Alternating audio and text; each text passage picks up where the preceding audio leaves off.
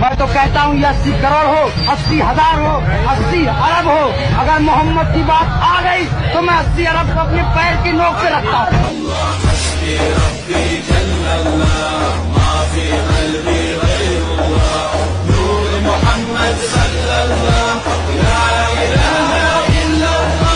Supposing a country 7 times smaller than its neighbor is faced with the choice, either you surrender or you fight for your freedom till death, what will we do?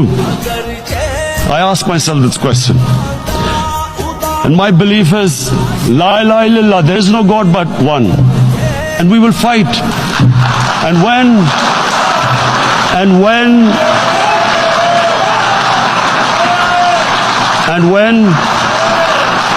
when a nuclear armed country fights to the end,